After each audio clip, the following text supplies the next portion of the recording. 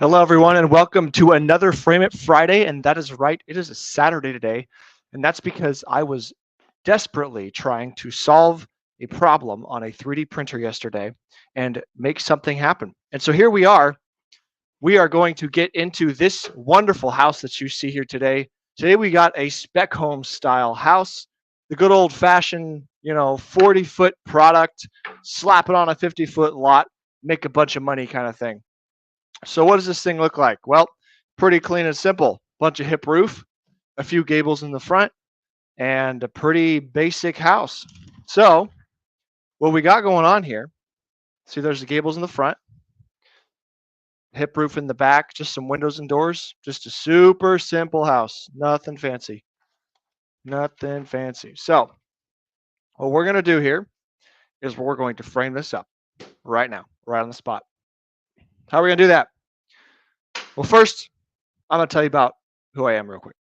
My name is Sam, guys, and I have been framing houses in my head for a few years, and let's just call it that. And I like to help people learn how to look at a house on paper and frame it in their heads. So that's what I'm going to do today. So what I'm going to do is show you guys what you would do if you had to like do a takeoff or something like that, and you had to figure out, well, what lumber do I even need in this house? I'll show you how to do that today. So I'm going to use this scale right here. 1/4 inch per foot is what all this is drawn at. That allows me to know what all my distances are on this piece of paper so that I can approximate things. But that's the plan. We got the roof plan over here. We'll do the ceiling plan right here on top of this. I just showed you guys the elevations so you know what the house looks like. And yeah, let's talk about a few things here. So first, I'm gonna be talking about loads here. Our basic job is to take the weight that's on the top of the structure and use various beams or headers or whatever, the wood members that are in a house. And those things weigh stuff, right? So we're gonna take those loads and we're gonna pass them through other wood members until they get to the foundation and they can pass that into the soil. That's what we're doing here. That's what we're gonna talk about. So hopefully this is educational for you guys. So let's take a look first of all and think about what is our structure like. Okay, the first thing I'm noticing is I got 9-foot ceiling everywhere except in here. I have a 10-foot ceiling in here. And I would actually like to point out something that's happening here. So when you looked outside the house, it was very like even all the way around. And what's happening is that there's actually a 9-foot wall here. This says 9-foot plate. I don't know if you can read it. It says it over here too. And this dashed line actually represents the ceiling. So what's happening is if I did a cross section of the wall here, my rafters are going up and my wall is at 9 foot, but my ceiling is at 10 foot. And so what happens is we're actually going to frame those ceiling joists and we're going to connect them into the rafters. I should have picked a different color for that, but whatever. And then sometimes I'll put like a heel block in here just to stiffen this up so it's all nice and sturdy. But that's what's going to happen. So when you're inside the house, you're going to see a little piece of roof right here. That's what that symbolizes. And that allows you to gain a little bit taller of space, but you're not going to be paying for extra wall height on the outside of the house or extra siding or anything like that. So it keeps the cost down a little bit for you guys. So that's what I'm noticing is we got 9-foot walls everywhere. We got 10-foot ceiling. Actually, we got 10-foot ceiling all the way through the center of this into here, which makes sense because you want to enter from a grand space and take it all the way into there. So that sounds good. We are pretty much good to go there. We just want to understand the structure. What are our wall heights and all that stuff going on? Nothing fancy in here. Very simple house. So if you see these doubled roof lines, you can pretty much ignore them. They're irregular valleys. But the way I had to do the software to get this thing to show like a cool material, it's extra lines in there. So just ignore those, pretend they're a single valley. And yeah, we'll get right into this here. So first of all, we are in the roof. And when we're looking at our roof, we know that our rafters are always going to be going down perpendicular to our ridges, right? So rafters are going to go like this, down like this. This is going to shed to the front like this. Right, so rafters go down. So this is how we get the general idea. Okay, that's the direction of all of our rafters. So the next thing we want to ask ourselves is, we would like to use 2x6s 24 inches on center for our roof. And can we just let the roof be as it is without any extra bracing for our rafters? Does that work? I'm going to tell you no out of the bat, out of the gate. Right off the bat, out of the gate. So here looks fine, here looks fine, here looks fine. This looks fine. But what I'm questioning is these big spans in the middle. So if I take my scale, I've got 19 feet to the wall there. So I'm going to know right down the middle of both of these, I'm going to need bracing. And that's 12 feet. So that's even too far. If I go on these, these are 12 feet. So these are pushing it. So I got a wall right here. So I'm going to add another purlin just because it'd be super easy. This one's pushing it at the peak. But what I would do if I was like framing this house, I would say, hey, this rafter that's in the center of this, just double it. DR, double rafter, right? And what that's going to do is it's going to say, oh, well, one rafter couldn't make it, but all the other ones could. So if we double that one, it effectively increases the span that it can go. And so it will go right there. And that'll be that. What about down here in the garage? We're going 10 feet to this ridge from the wall, so we're good. And this one's short, so we're fine. So what I'm doing with this, by the way, is I'm checking a horizontal span of the rafter. So if my rafter's doing this, I care about the horizontal distance. And I've got videos explaining why that matters. Why we don't care about the actual length distance for this particular thing. So I want to keep this under 11 feet if I'm doing 2x4s, sorry, 2x6s at 24 inches on center. If that's what I'm doing, that's what I need my roof to be. So I can go 11 feet horizontally before I need support for the rafters. That's why I'm looking at the roof like this. So that means, if I take a different color, that all the way down this dude right in the middle, I'm going to need a purlin line. So I'll take a rafter, same size member or larger, and I'll run it lengthwise down this thing. And obviously that's too long, so you can splice them together. And on this side, I will basically do the same thing. There's another purlin line. And I will also add one in here just because I kind of didn't really trust that one. So that was good. That one's these are pushing the limit back here. Okay, so now that we have those drawn in, we need to think about this, all these lines we got, the roof lines and these orange lines. Now we have to hold these up with braces. All right, so how do we hold them up? Well, we're going to brace from the line down to either a beam or a wall. That's what we're going to do. All right, so let's take pink. And here's how we're going to symbolize a brace. All right, I'm going to make a dot for where the brace is like attached to the line where, the top end of the brace. So when I want to talk about a brace, I mean, hey, here's your roof. Here's a wall down here. That's the brace. This is the top end. This is the bottom end, right? So I'm drawing the dot on the top end, and I'll draw a line representing where it's going. So I would draw a line like this, and I would say, hey, the brace is attached up here, and it's going to rest on the wall right here. That's what that would mean. So I'll go here. I'll space these out about 4 feet on center. I've done this a lot, so I'm just kind of used to knowing what that looks like, but you could take a scale and eyeball what your 4 feet on center looks like. Okay, out here, I've actually got an intersection I got to deal with, and I got to go right there. So out here, we'll do the end. Yeah, there, 3 is good there. Okay, so on this side, put a brace here, put a brace here. Okay, this is a countertop wall. I can't do anything with this. So let me just put these on. And why I'm putting the dots on is because it's going to symbolize for me. And like, I'm just estimating when I'm doing this, right? When you actually frame the house, you would just follow probably the spacing of the rafters, and you would just know what your 4 feet on center is. So I'm putting the dots on because I want to pay attention to the dots that I haven't braced off. All right, so these are on top of a wall, so that's just braced straight down to the wall. That's easy. These are on top of a wall. These are not. These are not. So I'm thinking we're going to need some beams, which is pretty typical. But for this big open area, whenever you see a big open area, you're going to need beams because you can't just float things over it most of the time. Let's go ahead and take yellow, actually. We'll make yellow some beams, and we'll go in here, and I will put a beam where I want it. Okay, so here's what I'm thinking with beams. I got to support this line, I got to support this line, and I have to support these hips, ridges, and valleys. All these in here. Well, I know these are going to be supported. Oops, wrong color. I know these are going to be supported on the wall, on the wall, on the wall.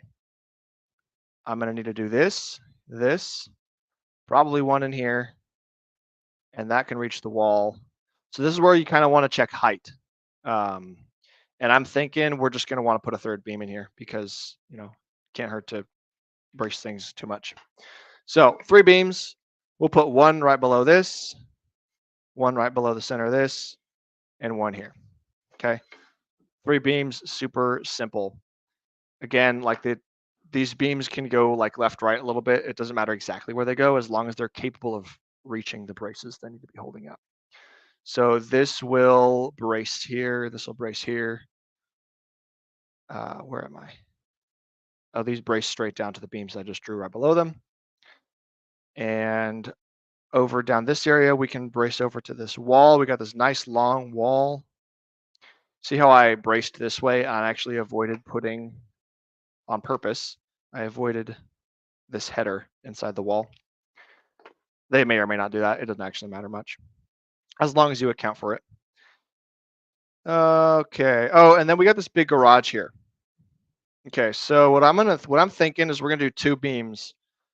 Over a 20-foot span like this, the beams can get pretty big. So what we want to do is be very careful how we span, which way we do it, and whatnot. So I think this is narrower than it is deep. We're at basically 20 feet, and this is 22 feet. So this is shorter span this way. So we would like to put a beam going this direction. And remember, on the front of this house, there's this big old gable wall back here. This has to sit on top of something, and like, unless you're just framing it up, slapping it up real quick, the safe, easy thing to do is put on top of a beam. There's lots of ways you can frame anything, but for simplicity, we're just going to put a beam right below it, and then it's obvious. So I'm actually going to line up with the edge of this wall right here, because this wall from the front porch is what's defining that whole roof line. So I'm just going to go right in line with that and say that beam is going to cross the garage. Now that's going to be able to hold, let's see, how tall are we? This is an 812 pitch. We're pretty tall, so I'm confident that I could actually take a brace and go put it on the beam right there. I could also take the brace and put it on the wall. Either way works. I'd probably prefer to put it on this beam because we're going to hide this beam, and there's actually a big garage header right here. And I want to keep as much weight off that header as I possibly can, just because it's like part of a door, and it's just, you don't want garage headers getting too big. So I would do that, and then these braces, because let's see, we're about 8 feet up, right? So how do I know that? How do I know that?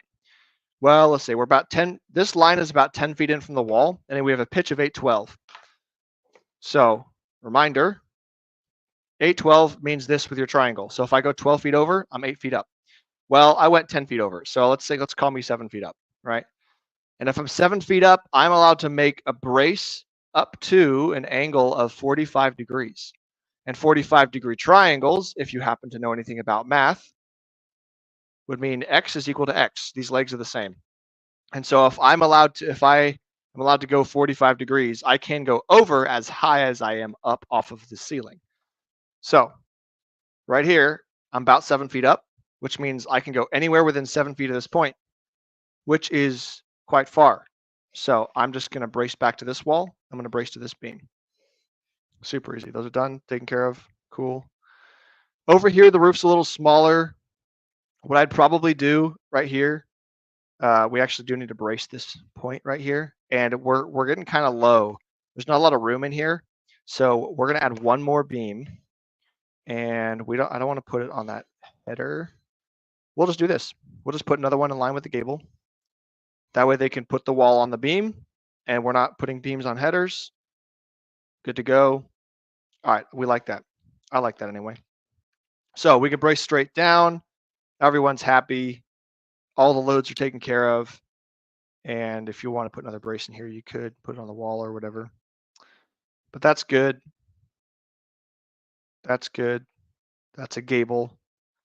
Oh, let's take care of the rest of our ridge before I forget. All right. This is gonna be super easy. Our ridge is really high up in the roof, so these are just gonna go down to the wall. These have tons of room. These can go almost anywhere. So just like that. That part's done. All right. What about back here? Well, let's brace this valley on top of a wall. That was convenient. Now let's look at this right here. Okay, so the hip right here, the part of the roof, is starting at this post and it's going to come up to here, and that's the first brace point. Now, what I would like to do is, if that's less than 6 or 8 feet, I'm going to not put another brace in. So maximum, I can go about 8 feet, about right there. So I have to support the hip right there. Now, am I high enough in the roof where I could actually just put this on the wall? I would think so, but let's check. I'm about 6, so I'm halfway up the 812, so I have 4 feet of wiggle room, and this is less than 4 feet to the wall, so I'm good. So no beams needed back here, except for the beams that are obviously on the porch. We'll deal with that with the ceiling, though. All right, now we want to brace that spot. Let's go ahead and put another brace right there. All right, now we got these hips to deal with as well. This one's going to be simple because there's a wall right there. Just brace straight down to the wall. That's pretty good. That's the 6 to 8 foot limit. Use the right part of the scale. Where's my, uh-oh, I lost it. There it is. Got to use the right scale. Yep, that's pushing the limit, but it's pretty close. We'll add another brace right here. Down here, when you get to the lower you get down on the hip to the corner, the less weight that's on this piece of wood, the hip that's doing the load bearing. Basically what's happening, guys, when we're bracing these roofs off is we're turning all of our hips, ridges, and purlins into tiny beams. That's what we're doing. So when I've got rafters that are doing this, what's happening is all my roof weight in this area for each rafter is either going to the wall or going up here to the hip. That's what's happening. And so this hip is carrying the weight that is effectively, let me see if I can draw this correctly, up to this point. It's basically carrying this area. See that? All the weight that's right there is loading that hip. And so that's why we want to follow the bracing rules. Now, if I were to draw the area for higher up in the hip, you would see the area gets bigger because we're getting higher up into the building. So if I were to go up from here, I would go down halfway down the rafter, over to here, halfway down the rafter, over to here. And that's that area. So you can actually see that the general hip rule is 6 to 8 feet. But this half of the hip is actually holding more weight. So I'm okay with this one stretching the 8 foot limit because there's not much weight here. And this one, I'm going to add another brace because I'm just holding more weight, generally speaking. So that's going on. We got to brace this side, and we got nothing but a big open room here. So guess what, friends? When you have a big open room, you're adding a beam. And we don't really want to go, we could go front to back. We could go right to left. It doesn't really matter. I'm just going to go right to left because that's what I can do. And I'll just say, hey, yep, right here in the middle, you're going to brace right down to that beam. And that is what that beam is for. And that is it. Let's see.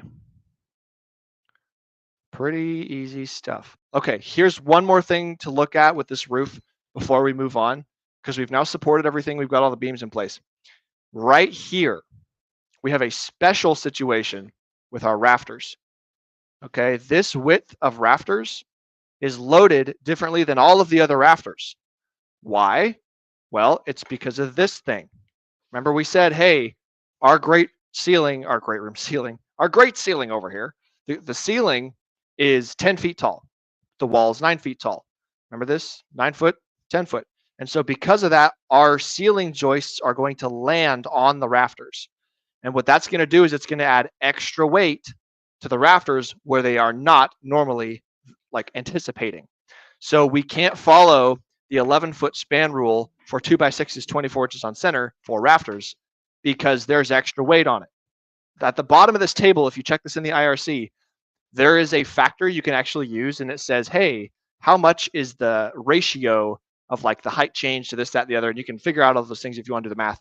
But basically, let's just assume that we're going to cut our allowable height in a third. We'll just, or our max span, and like take a third off of it. So if we were doing 11 foot, let's take a third off of that. And what is a third of 11? Shoot, I don't know. Let's round a little bit for speed. If this was 12, a third would be 4 feet. So let's take 4 feet off of this allowable span and say that these rafters in this zone that are carrying more weight can only go 7 feet. All right, that's a 7-foot span limit. Okay, so what does that mean? Well, it actually means that I didn't really think about this correctly in this one spot. And so what I might do, and you see this somewhat frequently depending on how the house is designed, is they'll tuck another beam right here. So if I were to raise this up higher, they will actually insert a beam right in here. And they'll tuck that in there so that it, like, obviously you can go down the ceiling, like playing with the ceiling or whatever, but they have to carry that extra weight because the rafters cannot go from here to here. Let's see, we got 0 to 10. So yeah, I mean, it's probably not going to work.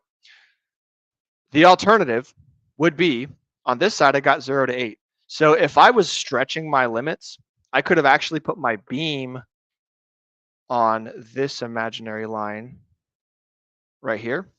I could put my beam here and my purlin line here, which would mean that I'm actually supported up to 8 feet, which is really close to that 7-foot mark. And I would probably be okay with that. So, because that 7 foot is close to the 8 foot's close to 7 foot, right? For the modified span number. Now, if I had done that, my upper rafters are loaded normally, and so they could just go the 11 feet just fine. And that actually would save me an entire beam. So what I would do is I would say, you know what? I did an incorrect thing. I actually want my beam to be here. And I'm going to offset this one purlin right here. Squiggle this whole thing out. And I'm going to say, hey, we're actually going to brace right here for this one set of rafters that are loaded differently than all the other ones. And I'm just going to write same because you already know what I'm doing. I'm already doing the same thing as this. Okay, so this side match this side. Obviously, if this was like a plan you had to present to someone, you would clean all this junk up. But I'm just spitballing here. Okay, so that is a special thing, a special feature to pay attention to. Everything else is pretty hunky-dory. So that's our roof. Let's move on to the ceiling and knock this puppy out. Okay, first things first, you got a roof plan, copy the beams over, all right? Well, somewhere over here about the middles, I had a beam here. I put one beam right down the middle of the area, and then I have these ones about 7 feet over from the edge, something like that. We're just eyeballing here, right? Okay, well, that's probably gonna end up landing on that header. So the next thing I'm gonna think about is like, where's all my headers? Well, let's just go around the house, and for every window and door, I'm just gonna show you, hey, there's a header. There is a header over that, and it's splitting the load. It's doing this thing. That's the header. It's taking the weight from above and it's splitting it over an opening. And that matters because when we concentrate loads in beams like this, that's a lot of weight right here on that header that's not normally designed for it. So we just have to check the calculations to make sure that it's not going to break or bend or bro. Most of the time, stuff's not going to break in houses, but it will bow after a long period of time because wood is a time-dependent material in terms of its strength. It can handle higher loads for short durations. But if you put a high load on it for a long duration, guess what? Sucker's going to bend. And that's why you see subdivisions built in the 70s and 80s and 90s where their garage header over their double wide garage, instead of being nice and square, it looks like a nice happy house. And they've got like a big brick wall on top of it too, like just like all that stuff. Undersized header. Avoid those. So beams, I was copying over beams. So we got the headers, we had those 3 beams in the living area, and then we had these ones over this spot right here. That one going that way, that one going that way. Nice and straight. Okay, so those are the beams that are already in the plan. This is going to be pretty simple ceiling plan. I think. In the garage, there's pretty much two ways to approach this. If you would like to use a cheaper repetitive member, like 2x6s, 24 inches on center, great. Obviously, if you're using trusses, screw this whole plan. Just throw trusses on the building. But this is for hand stacking roofs. That's what I'm talking about here. So you could either do ceiling going front to back, because you can run ceiling joists 2x6s, 24 inches on center, 24 inches on center. If they're Southern Yellow Pine, number 2, you can go about 14 feet. And that's a pretty common material here in Texas. So that's why I'm using that. And we got a 12-foot span, 12-foot span. So what I'm going to do is I'm going to check the whole plan and I'm going to say, hey, are there any spans over 14 feet? That one's close, but it's not over 14. This whole area is the only spot where I see that. Now, what I'm thinking is you can either bump up the material. So it's 16 feet. I'm pretty sure the 2x8s can go up to about 18 feet or so. So either I go this way, I go front back with 2x8s in this zone, or I go right to left and I put all the weight on the beams. Generally, you will save money if you load beams with your weight. Like if you're like flip-flopping stuff back and forth, like it comes down to like we're talking about dollars and pennies here, guys. But generally, it's cheaper to concentrate your weight into beams and use the smallest possible repetitive member you can. Now in the garage, if you're not going front to back and you're going right to left, you're probably going to need a 2x12 to cross this whole room, or a 2x10. That's a considerable jump in size. This is only going up to a 2x8. So honestly, you're probably not going to save the money. So I would just go front to back with the 2x8s, or you could just bump up your 2x6s to 16 on center. There's multiple ways you could do it, but I would do that with those ceiling joists. And in the back here, let's see, I can't cross this whole space with a 20-footer. But I can cross this whole space with a 20-footer. So what I'm thinking about, if I'm buying a 20-foot board, I can run it all the way across here and save a whole bunch of time. Obviously, you'd have to cut it for the beam, but like that's the faster way to frame that. And then cross the shorter span over the patio for stiffness. And then these ceiling joists have to run into the rafters. So these have to go this way. And then over here, what I would think is if I split the building in half, I can do 20 foot to here, and this is a little bit over 20 foot, but I could buy 24-foot boards. That's fine. So I would actually run these all like this. And if I want to keep 2x6s, which I do, I'll just do this, and I'll do this.